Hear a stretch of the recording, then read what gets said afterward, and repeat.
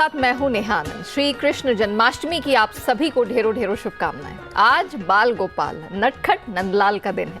ऐसे में हमारी नजर भी बाजार के उन चुनिंदा नटखट शहरों पर रहेगी जिनकी चाल को समझ पाना बिल्कुल नामुमकिन के बराबर है, मुश्किल काम है। आमतौर पर बाजार में ये शहर एक तरफा चाल दिखाते हैं। ऐसे में निवेशकों के बीच में हमेशा ये डर रहता है, ये भय रहता है कि अब इनका मूड कैसे बदलेगा। लेकिन कोई बात नहीं, आपको चिंता करने की बिल्कुल जरूरत नहीं है। एक्सपर्ट की मदद से हम बताएंगे ऐसे शहरों में आपको क्या करना है। तो पेश है हमारी खास पेशकश नटखट शहर।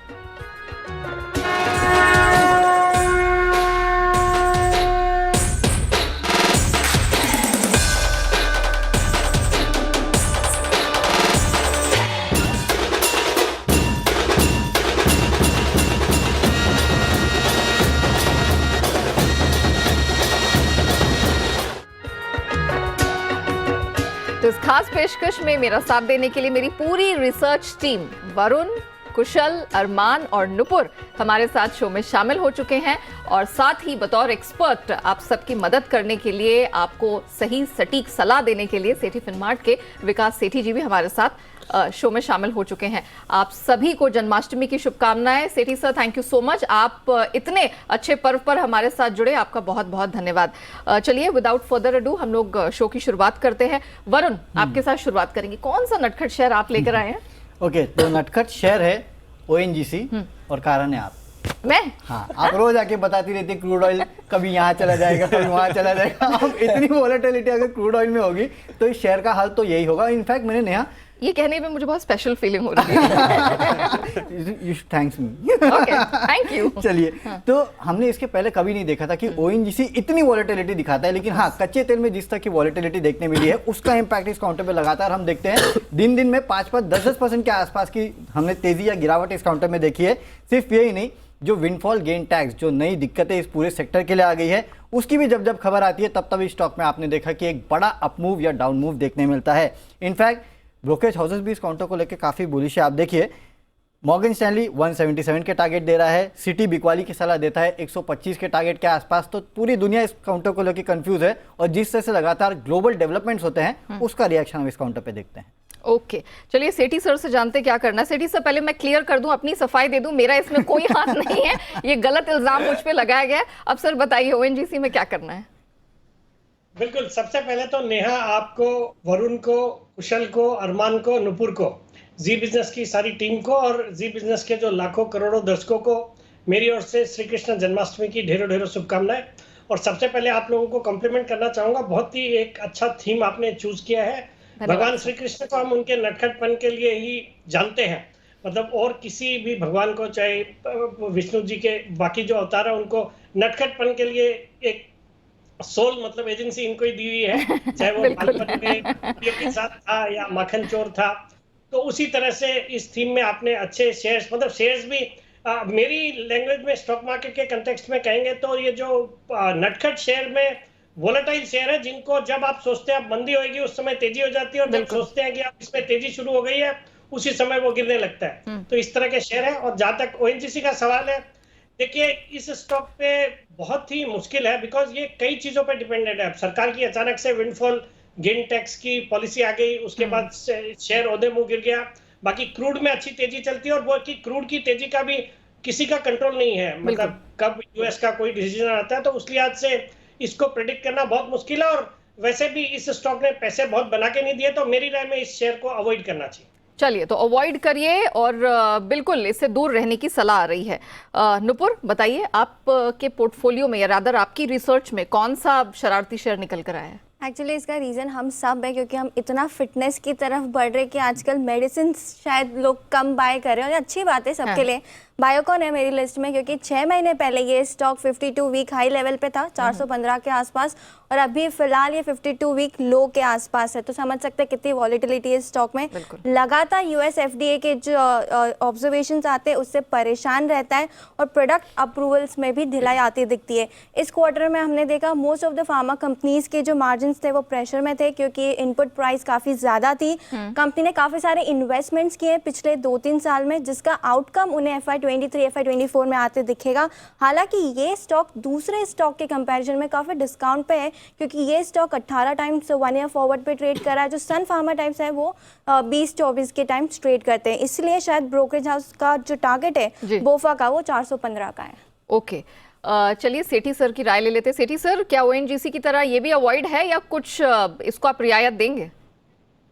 नहीं, बिल्कुल नया ये भी स्टॉक का मुझे लगता है फार्मा सेक्टर में भी अगर किसी को रहना है तो ऑल्टरनेटिव्स बहुत अच्छे हैं, बेटर अपॉर्चुनिटीज है। और जैसे नुपुर ने डिटेल्स बताई दी है, स्टॉक भी बड़ा एक अंडर परफॉर्मर रहता है। और फार्मा सेक्टर में मुझे लगता है when you have companies like Divi's lab या डॉक्टर रेड्डीज या लॉरस, मुझे लगता है बायोकॉन में इन्वेस्टेड रहने का कोई औचित्य नहीं बनता। तो I would maintain and avoid in Biocon too. ठीक है, चलिए कुशल, अब आपकी बारी आती। बताइए किस शेयर ने आपको रिसर्च में तकलीफ दी है और निवेशकों को भी कंफ्यूज किया है? देखिए, मेरी तरफ से मैं अपनी लिस्ट में सबसे पहले वोडाफोन आइडिया चूज़ करना चाहूँगा, क्योंकि अभी देखिए ये लगातार हाईलाइट स्टॉक में बना हुआ है। IRCTC, Vodafone idea, Zomato.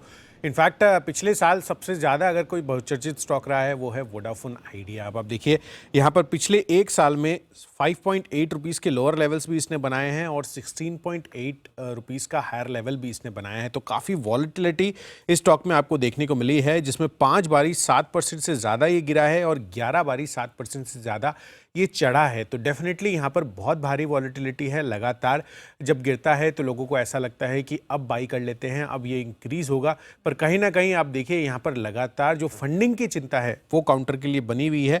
और अब कंपनी के जो ग्राहकों की संख्या है वो तो हम देख ही रहे हैं कि लगातार घट रही है। तो देखना होगा कि टर्न अराउंड कंपनी में होता है या नहीं। किया है वोडाफोन आइडिया ने निवेशकों को परेशान, लेकिन क्या लगता है सेठी सर, अभी भी स्कोप है इसमें या ये भी अवॉइड? नहीं, देखिए नेहा, इस पे थोड़ी राय अलग रहेगी। मुझे लगता है जिन्होंने लिया हो उनको करंट लेवल्स पे होल्ड करना चाहिए। बिकॉज मेरा ये मानना, देखिए इस क्वार्टर के नतीजे देखेंगे, हालांकि बहुत बड़े लंबे चौड़े इनके लॉसेस आते हैं क्वार्टरली, बट आरपुस में थोड़ा इंप्रूवमेंट आया है। और जो कि बाकी भी टेलीकॉम कंपनीज में जो टैरिफ आ रहा है वहाँ पे थोड़ी कमी आई है और उसकी वजह से आरपुस में इंप्रूवमेंट आया। और दूसरा, जो दोनों प्रोमोटर्स है बड़े, वोडाफोन और आदित्य बिरला ग्रुप, दोनों ने हाल ही में 4,500 करोड़ रुपए इसमें पूंजी डाली है at the rate of 13 rupees 30 पैसा पर शेयर। और आज ये स्टॉक 9 रुपए के आसपास है। मुझे लगता है इसको एक चांस देना चाहिए, होल्ड करने की सलाह है। हो सकता है हम आने वाले दिनों में एक बड़े इन्वेस्टर को इसमें आते हुए देखें, और तो 15 रुपए तक के टारगेट आ सकते हैं। चलिए, तो होल्ड करने की सलाह है। अगला पड़ाव 15 का यहाँ पर सेठी सर को दिखाई दे रहा है। अरमान, आप बड़े कॉम्प्लेक्स सब्जेक्ट्स पे रिसर्च करते हैं, आपको कहाँ कॉम्प्लेक्सिटी महसूस हुई जब आप ये नटखट शेयर के लिए रिसर्च कर रहे थे? जी, सबसे बड़ी कॉम्प्लेक्सिटी जो शेयर है वो है IRCTC। अब उसका रीज़न ये, अगर आप तो 52 वीक लो या हाई देखेंगे तो 1280 का है और 500 का है। अब ये कंपनी बहुत ही बढ़िया स्पेस में, मोनोपोली स्पेस में है। इंडियन टिकटिंग के लिए, कैटरिंग के लिए लीजिए, बस इसमें एक ही दिक्कत हो गई। सब कुछ अच्छा चल रहा था, बीच में सरकार ने वो 50% कन्वेंस फी का जो शेयर है उसकी निर्णय लिया और फिर बाद में उसको रोल बैक भी किया। तो बस उसी के कारण ऐसा हुआ कि उसके बाद से थोड़ा निवेशकों के मन में थोड़ा डर हो गया कि अगर कुछ ज़्यादा अच्छा हो जाए तो कहीं ऐसा नहीं कि सरकार फिर कुछ ऐसा लेके आ जाए। तो ओवरऑल इसी स्पेक्ट से बाकी सब चीज़ें बढ़िया हैं, बट वो एक डर जो निवेशकों को हो गया, उस कारण जो पूरी इन्वेस्टिंग कम्युनिटी है वो बढ़ती हुई दिखी। और इसी कारण अगर आप इंस्टीट्यूशन की होल्डिंग भी देखेंगे तो 19.4% से घटकर 11.2% है। और एक तरीका फिर ये भी बोलने का कि अभी 11.2% भी तो है। चलिए, तो मतलब एक छोटी सी गलती, एक कदम और डर बैठ गया है निवेशकों के मन में। सेठी सर, क्या इस डर को दूर किया जा सकता है? आपकी क्या सलाह होगी? नहीं, बिल्कुल। देखिए IRCTC का जहां तक सवाल है, ये पिछले साल तो एक बहुत ही पसंदीदा शेयर था, बहुत अच्छे लेवल्स इसने तय किए। बट जब से ये कन्वीनियंस फीस का इशू आया उसके बाद स्टॉक गिर गया। बट पिछले कुछ दिनों में सुर्खियों में ये स्टॉक, एक तो कल परसों ही ये खबरें थी डेटा सेल के लिए सरकार ने कुछ कदम उठाया है। फिर कुछ खबरें थी कि जो टिकटिंग विंडोज है उनको बंद किया जाएगा, हालांकि उसका फिर खंडन आया। But all in all current levels पे अपनी जो हाइट से काफी अच्छा खासा पिटा हुआ है। मुझे लगता है एक बेहतरीन बिजनेस है और एक प्लेटफॉर्म का बिजनेस है। मुझे लगता है इसको करंट लेवल्स पे बिल्कुल खरीदा जा सकता है। 1000 रुपए के मेरे 9 से 12 महीने के टारगेट। चलिए, IRCTC ने भले ही आपको घुमाया हो अपनी चाल की वजह से, लेकिन डरने की बात नहीं है। सेठी सर का पूरा कॉन्फिडेंस है और आपको बिल्कुल बने रहना चाहिए, तेजी दिखेगी। Back to Varun. वरुण, बताइए अगला शरारती शेयर कौन सा है? ओके, स्टॉक है पिरामल एंटरप्राइजेस। अच्छा? और इसकी सबसे बड़ी दिक्कत ये है ना, यहाँ हम जब रिजल्ट्स का सीजन आता है तो प्रीव्यू और रिव्यू बनाते हैं, तो समझ में नहीं आता कौन से सेक्टर का बना है। क्योंकि 50% रेवेन्यू फार्मा से आता है, अच्छा। 50% इनका एनबीएफसी से आता है, तो ये सबसे बड़ी दिक्कत होती है। और मैं और नुपुर इस बार यही डिस्कस कर रहे थे कि प्रीव्यू बनाएगा कौन, तो ये इसके साथ सबसे बड़ी दिक्कत है। और कहीं ना कहीं कोई भी सेक्टर की खबर आए उस पर रिएक्शन ये जो स्टॉक है वो जरूर देता है। काफी सारी खबरें हैं जो है इस कंपनी को लेकर लगातार रही है। आप देखिए डीएचएफएल का जो इस कंपनी ने अधिग्रहण किया, उसके बाद कहीं ना कहीं पूरा इंटीग्रेशन में जिस तरह की खबरें लगातार आती थी उसका इंपैक्ट आप इस स्टॉक पे देखते थे। फार्मा सेक्टर को जो डीमर्ज इस कंपनी ने किया उसको लेकर लगातार खबरें आती थी, लगातार अटके लगती थी, होगा नहीं होगा, फाइनली वो हो चुका है। तो कहीं ना कहीं उसके चलते भी स्टॉक जो है काफी हद तक फोकस में रहता है। और ये जो दोनों सेक्टर्स को कहीं ना कहीं जो केटर करता है, दोनों में रेगुलेटरी हर्डल्स बहुत है। आप भले फार्मा ले लीजिए, भले वो एनबीएफसी सेक्टर ले लीजिए, जहाँ कहीं ना कहीं आरबीआई का कुछ ना कुछ दखल होता रहता है, तो उसका इंपैक्ट भी हमें देखने मिलता है। और जहाँ तक ब्रोकेज हाउसेस का सवाल है, ज़्यादातर ब्रोकेज हाउसेस इस पर राय देते ही नहीं है, बोलते दूर रहो, जब डीमर्जर हो जाएगा तब राय देंगे। चलिए फिर लेकिन सेठी सर से पूछ लेते हैं। सेठी सर, आपका फाइनल वर्डिक्ट क्या होगा पिरामल? नहीं, नेहा, इस स्टॉक में भी बिल्कुल बहुत ही वोलेटाइल शेयर है और काफी अनिश्चितता बनी रहती है और स्टॉक भी कभी ऊपर कभी नीचे होता रहता है। बट अभी ये स्टॉक जो हम जब बात कर रहे हैं तो इसके जो डीमर्जर की जो प्रक्रिया है वो लगभग पूरी हो चुकी है। इन्होंने अब रिकॉर्ड डेट भी अनाउंस कर दी अपनी, जो फार्मा बिजनेस का डीमर्जर होना है, जिसके अंतर्गत 4 फार्मा शेयर्स मिलेंगे एक पिरामल एंटरप्राइजेज के शेयर के बदले, और वो कंपनी लिस्ट भी होगी। अनिल जी के साथ अभी हाल ही में मैनेजमेंट का इंटरव्यू था जो मैंने भी सुना था। तो मुझे लगता है इस स्टॉक में करंट लेवल्स पे ये सब डेवलपमेंट के कारण वैल्यूएशन के लिहाज से सस्ता लगता है। मुझे लगता है सम ऑफ द पार्ट्स वैल्यूएशन, अगर आप उसको पूरा डीमर्जर को प्ले आउट करेंगे तो 2500 रुपए तक के लेवल्स आने चाहिए। तो मेरी इस स्टॉक पे करंट लेवल्स पे या कोई भी डिक्लाइंस पे खरीदारी करने की सलाह। बिल्कुल। चलिए नुपुर, आपके पास आते बताइए, आप अगला स्टॉक कौन सा डिलीवर करने वाली हैं? बहुत ज़बरदस्त स्टॉक है, डिलीवरी का ही स्टॉक है और आज भी हेडलाइंस में, और ये लगातार हेडलाइंस में ही बना हुआ है और बना ही रहेगा शायद। स्टॉक की जो 52 जोमेटो की बात कर रही हूँ मैं, स्टॉक की जो 52 वीक हाई और लो की जो रेंज है वो काफ़ी वाइड रेंज है। कभी ये 170 पहुँचता है तो कभी 40 पे होता है, कभी 50-60 के आसपास ट्रेड करता हुआ दिखता है। हालांकि कंपनी की बात करें तो अभी फिलहाल बॉटम लाइन पे तो लॉस में ही है। हालांकि जो एडजस्टेड स्टैंड अलोन फूड कारोबार है वहाँ पे अब ब्रेक इवन हो चुकी है कंपनी, लेकिन जो कंटिन्यूअस एक्विजिशंस करती रहती है, जैसे कि ब्लिंकिट का किया और आज सुबह अनाउंसमेंट कंपनी ने दी है कि वहाँ पे अब डिजिटल प्रिंटिंग की सर्विस भी प्रोवाइड करेंगे, तो काफ़ी हलचल रहती है स्टॉक में। सबसे बड़ी बात इसके लिए ये, और ग्रोथ अपॉर्चुनिटी काफ़ी बड़ी है क्योंकि फिलहाल सिर्फ 2 ही प्लेयर्स है बड़े फूड डिलीवरी में, स्विगी एंड जोमेटो। इसलिए शायद FY 2030 के डिस्काउंटेड कैश फ्लो पे ब्रोकरेज हाउस काफ़ी पॉजिटिव रहते हैं स्टॉक पे। मॉर्गन स्टैनले के ओवरवेट रेटिंग है, उनका जो टारगेट वो 80 के आसपास का है। ओके, सेठी सर, आपकी क्या सलाह होगी जोमेटो? नहीं, अगेन ये बिल्कुल परफेक्टली नटखट शेयर की कैटेगरी में आने वाला शेयर है, बिकॉज इसने हाइज भी बहुत अच्छे करे, फिर गिरा तो गिरता ही चला गया, और जब गिरा और जब सब लोगों ने उम्मीदें छोड़ दी तो वापस से स्टॉक चलने लग गया। हाल ही में इसमें कुछ नए निवेशकों ने भी निवेश किया है। उबर का जो स्टेक था, जब उबर ने अपना माल बेचा तो उसमें एंट्री करी एक नामी गिरामी फंड्स ने, जैसे फिडेलिटी है, ICICI प्रू ने एंट्री करी है इसमें। और उसके बाद मुझे लगता है करंट लेवल्स पे इस स्टॉक को बिल्कुल होल्ड करना चाहिए, या फिर चूंकि एक अच्छी खासी बढ़त हो गई है तो डिक्लाइंस पे खरीदारी करने की सलाह रहेगी। 80 रुपए के टारगेट है मेरे, इसमें 9 से 12 महीने। ओके, चलिए कुशल, अब वापस आपकी बारी आती है। बताइए कौन सा नटखट शेयर आप दूसरा चुनकर लाए हैं? बिल्कुल, तो दूसरा शेयर है इन्फो एज का। यहाँ पर आपको फोकस रखना है। दरअसल यहाँ पर पिछले 1 साल में देखेंगे तो 27% की गिरावट आपको नज़र आएगी और 5 महीनों में 26.5% की बढ़त है, और इसमें पूरे 1 साल के पीरियड में 7 महीनों में कुल मिलाकर 55% की गिरावट हमें देखने को मिली है। तो पिछले 1 साल में अगर आप देखेंगे तो काफ़ी उतार चढ़ाव वाले सेशन से गुजरता हुआ नजर आया है ये काउंटर इन्फो एज का।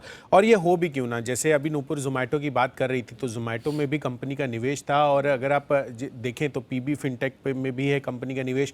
तो इन सब जितने भी इन्वेस्टेड कंपनीज हैं उनकी वैल्यूएशन अगर ऊपर या नीचे होती हैं तो जाहिर सी बात है कि इनके स्टॉक प्राइस पर भी बड़ा इम्पैक्ट हमें आता हुआ नजर आता है, और यही वजह है कि ये नटखट कैटेगरी में हमारे सफल बैठता है। बट डेफिनेटली दूसरी तरफ कंपनी की जो IT हायरिंग है, इनफैक्ट पूरा जो रिक्रूटमेंट वर्टिकल है naukri.com हम सब जानते ही हैं, वहाँ पे इनकी आय का करीबन 70% हिस्सा आता है, तो वो एक अच्छा प्रदर्शन कर रहा है। साथ ही 99 एकर्स जो रियल एस्टेट पोर्टल है वहाँ पर भी अच्छा प्रदर्शन है।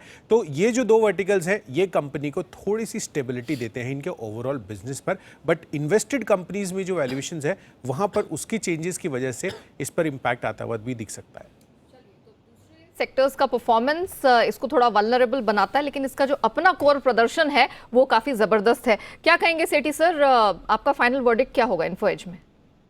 नहीं, बिल्कुल एक्सट्रीमली वोलेटाइल स्टॉक। हाईज थे 7,400 के आसपास के और लोज थे 3,300 के, वहां से अब ये रिकवर होके 4,500 के आसपास आया है। बट जैसे कुशल ने भी सही बताया, इसके कोर बिजनेस में दिक्कत नहीं है और वहां पे तो एक्चुअली अपॉर्चुनिटीज है। जिस तरह से आईटी सेक्टर में हम स्टाफिंग की प्रॉब्लम्स देख रहे हैं, मुझे लगता है ये स्टॉक अब करंट लेवल्स पे बिल्कुल होल्ड करना चाहिए या खरीदारी भी की जा सकती है। मेरा इसमें 9 से 12 महीने का टारगेट है 5500 रुपए का। ओके, चलिए अरमान बताइए, आपकी लिस्ट में दूसरा स्टॉक कौन सा है? जी, मेरे लिए सबसे दूसरा जो स्टॉक है वो है पेटीएम, जिसकी बस हर जने ने करी होगी क्योंकि ये देश का सबसे बड़ा आईपीओ रह चुका है। पर ये जो इश्यू प्राइस है, इश्यू प्राइस से लगभग 76% नीचे है। अब उसका रीज़न भी है कि क्योंकि ये जो भी जिस दिग्गज डिजिटल प्लेटफॉर्म में है, यहाँ पे पूरी इन्वेस्टिंग कम्युनिटी दो भागों में डिवाइडेड है कि कोई बोलता है कि इसका जो बिजनेस मॉडल है सस्टेनेबल है, कोई ये सब सस्टेन ही नहीं हो पाएगा, गूगल पे या इनसे कम्पीट ही नहीं कर पाएगा। तो ये पूरा जो ये प्ले है ये सिर्फ बिजनेस मॉडल पे पूरा डाइवर्टेड है। इसीलिए अगर आप देखेंगे और ये स्पेस ऐसी है जहाँ पे आरबीआई और रेगुलेटर लगातार कुछ ना कुछ हस्तक्षेप या कुछ ना कुछ नियम लाता रहता है, तो ये स्पेस एक परफेक्ट कैटेगरी है इस पेटीएम स्टॉक के लिए, जो एक नटखट शेयर बन जाता है। ओके, सेठी सर क्या कहेंगे? नहीं, अगेन ये भी स्टॉक बहुत ही वोलेटाइल रहा है। जब आईपीओ आया तो सबने लाइन लगा के इसके आईपीओ में, इतने बड़े आईपीओ में सब्सक्राइब किया। 2100 साढ़े 2100 के लेवल पे आईपीओ आया था और वहां से देखिए स्टॉक अब कहाँ पिट चुका है। हालांकि अपने निचले लेवल से थोड़ा रिकवर हुआ है, बट मुझे लगता है अब इन लेवल्स पे वैल्यूएशन के लिहाज से, फिर हालांकि मैं भी मानता हूं कि यूपीआई वगैरह से काफी इनको कंपटीशन है, बट एक लेवल होता है एक स्टॉक का। मुझे लगता है करंट लेवल्स पे इसको होल्ड करने की सलाह रहेगी।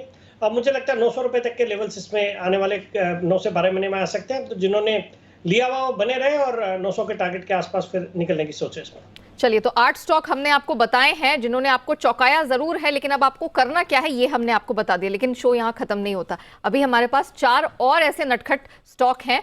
चलिए वरुण, अब बताइए आखिरी स्टॉक आपकी लिस्ट का कौन सा है? चलिए, आखिरी स्टॉक है आरबीएल बैंक और ये काफ़ी नटखट स्टॉक रहा है क्योंकि देखिए सबसे बड़ी दिक्कत इस कंपनी के साथ है ना मैनेजमेंट में बदलाव। आपको याद होगा विश्वहीर आहूजा साहब जो स्टेप डाउन किए थे, उसके बाद राजीव आहूजा साहब को बनाया गया था इंटीरियम। उसके बाद अगर आपने देखा कि सुब्रमण्यम साहब को यहाँ पे नया मैनेजमेंट में चुना गया था और इसके चलते कहीं ना कहीं स्टॉक जो है हमेशा वॉलेटाइल रहा है और इसका इम्पैक्ट आपने स्टॉक पे देखा भी है। इनफैक्ट कंपनी की वित्तीय हालत जो है उसको लेकर भी लोग को संदेह है। एफआईआईस म्यूचुअल फंड जो है लगातार स्टॉक में बिकवाली करते जा रहे हैं। कोई भी ब्रोकरेज हाउस देख लीजिए, कोई भी आपको ये नहीं बोलेगा कि यहाँ से स्टॉक डबल हो जाएगा। सब यही बोलेंगे कि हाँ ठीक है, वैल्यूएशंस अच्छे हैं, इसके लिए आप होल्ड कर सकते हैं। इनफैक्ट नेहा, ये इतना वोलेटाइल है ना, हम जब ट्रेडर्स आईडी खेलते हैं और मार्केट खराब रहता है ना, तो सबसे पहले शॉर्ट करने वाला स्टॉक यही होता है। हाँ, और आप विकास जी से भी पूछ लीजिए, मुझे लगता नहीं कि विकास सेठी जी ने भी कभी इसमें खरीदारी की सलाह दी होगी। ओके सेठी सर बताइए, ball is in your court now. नहीं, बिल्कुल वरुण के जो ओपिनियन है उससे मैं सहमत हूँ और उन्होंने ये डिटेल में बता ही दिया कि इस स्टॉक को होल्ड करना है करंट लेवल्स पे। मतलब ये क्या अपॉर्चुनिटी देता है, जब बाजार में सेंटिमेंट्स ठीक होते हैं बैंकिंग स्टॉक्स के प्रति, बैंकिंग सेक्टर के प्रति, तो ये स्टॉक 10-15% की चाल दिखाता है। तो उस तरह का एक ट्रेडिंग स्टॉक करके इसको अपने साथ रखें। मतलब मॉनिटर करना पड़ेगा, आप लॉन्ग टर्म पोर्टफोलियो का हिस्सा नहीं बना सकते।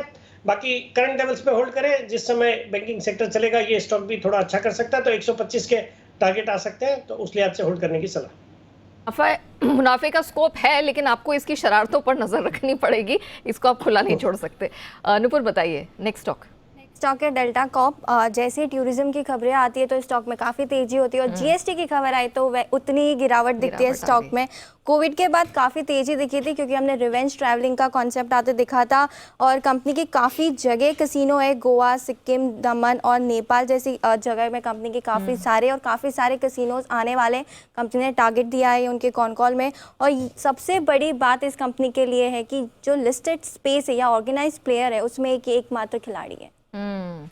चलिए, तो सर बताइए, सेठी सर, डेल्टा कॉर्प आपकी क्या राय बन रही है?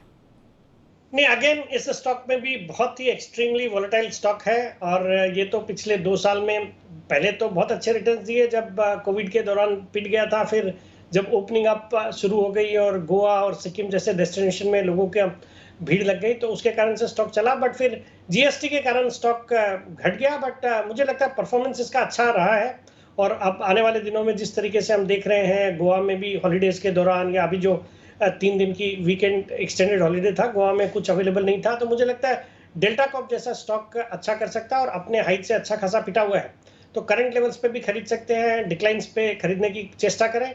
275 का मेरा इसमें 9 से 12 महीने का टारगेट। चलिए, जितनी भी शरारतीपना इसको दिखाना था दिखा दिया, लेकिन अब ये कमाई करा के जरूर देगा, तो आप निश्चित होकर इन लेवल्स पर भी खरीदारी कर सकते हैं, ये सेठी सर का भरोसा है। चलिए कुशल, आपकी बारी। वोडाफोन हो गया, नौकरी हो गया, अब तीसरा स्टॉक? तीसरा अभी इंटरनेट से जुड़ा हुआ है और ये है इंडिया मार्ट इंटरमेश। यहाँ पर फोकस रखना है क्योंकि देखिए B2B डिजिटल मार्केट प्लेस में कंपनी की ऑलरेडी बड़ी बादशाह रही है, पर लार्जली कंपनी इतने अच्छे बिजनेस मॉडल होने के बावजूद भी काफ़ी वॉलेटाइल रहा है। इनफैक्ट 52 हफ्तों के ऊपरी स्तरों से देखेंगे तो 54% की गिरावट स्टॉक ने दिखाई है, पर निचले स्तरों से 20% की रिकवरी भी ऑलरेडी इस काउंटर ने दिखा दी है। तो रिकवरी पर ज़्यादा भरोसा करें या गिरावट पर और ज़्यादा बने रहें, या जो अभी है आपको उसको और फर्दर बेच के निकलना चाहिए, ये कहना बहुत ज़्यादा मुश्किल है क्योंकि Q1 तिमाही नतीजों के आधार पर तो कंपनी ने स्थिर अपना जो है लेवल्स घोषित किया थे, पर YOY आधार पर कंपनी के कमज़ोर प्रदर्शन रहे थे, तो कहना काफ़ी ज़्यादा मुश्किल है कि स्टॉक की चाल किस करवट बैठेगी। ओके सर, बताइए सेठी सर, क्या सलाह होगी इंडिया मार्ट में? नहीं, बिल्कुल नेहा, मुझे लगता है इंडिया मार्ट भी देखिए वैसे one of the few new age businesses है जो कि प्रॉफिटेबल है। पहले तो एक पोस्टर बॉय होता था न्यू एज बिजनेसेस का, जब इसने 9,700 तक के लेवल्स भी अपने हाईज टच किए, बट वहां से बहुत अच्छा खासा पिटा और अब नीचे से अच्छी खासी रिकवरी भी हुई है। बट मुझे लगता है करंट लेवल्स पे इसको होल्ड करना चाहिए। मेरा ये मानना है कि आने वाले 9 से 12 महीने में 5,000 तक के लेवल्स इसमें आ सकते हैं, तो I would maintain a hold at the current levels. Portfolio में बनाए रखिए और परेशान मत होइए, कोई भी ऊपर नीचे होगा लेकिन कमाई करा के जरूर देगा। अच्छा अरमान, चलिए आखिरी स्टॉक आपकी तरफ से बताइए, आपको किसने शॉक दिया?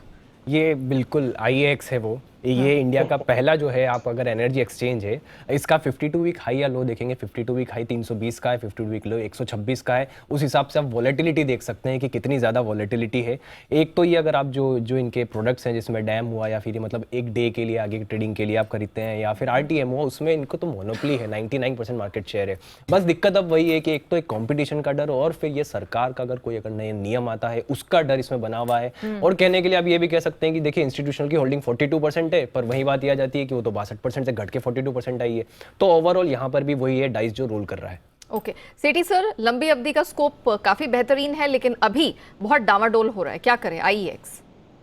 नहीं, बिल्कुल पिछले 6-8 महीने में काफी वोलेटाइल हो गए ये स्टॉक। पहले स्टेबल था और मेरा तो आज से 2 साल पहले जो कोरोना की टाइम वाला जो दिवाली का पिक था उसमें 180 के आसपास इसको मैंने रिकमेंड किया था। उसके बाद ये स्टॉक 5 गुना हुआ। आज जो भाव है वो स्प्लिट होने के बाद के भाव है, मतलब आज भी ये 5 गुना उस लेवल से, तो बट अभी आप रिसेंटली देखेंगे तो 300 के हाइट से ये इन लेवल्स पे आया है। बाकी देखिए बिजनेस मॉडल अच्छा है, बट सरकार का एक रेगुलेशन रहता है और हाल ही में ऐसे जब हम बात करें तो इस दौरान भी अभी कल परसों ही खबरें थी कि कुछ स्टेट्स को सरकार ने बैन किया है for power trading because of their financial conditions. फिर खबरें आई कि 6 स्टेट्स को उसमें से रिलीफ भी दे दिया है। तो इस तरह की वोलेटिलिटी रहती है इनके कारोबार में। फिर PTC भी अपना एक्सचेंज एक लॉन्च कर रही है और उसके जो प्रोमोटर्स है वो इसके कस्टमर्स हैं, तो उससे फर्क पड़ेगा, कंपटीशन रहेगा। But all in all in levels पे मुझे लगता है इस स्टॉक को होल्ड करना चाहिए या कोई डिक्लाइंस पे खरीदारी करने की भी सोच सकते हैं। 225 के मेरे इसमें 9 से 12 महीने के टारगेट। चलिए, तो 12 स्टॉक्स हमारी पूरी टीम ने रिसर्च करके निकाले। ये वो मनमौजी मस्त मौला टाइप के स्टॉक हैं जो अपनी मर्जी से इधर उधर होते हैं और बहुत थपेड़े भी खाते हैं जब उठापटक होती है। मैं उम्मीद करती हूं कि आपको मदद मिली और अब आप ये जान पाएंगे कि आपको इसे अपने पोर्टफोलियो में रखना है या फिर नहीं।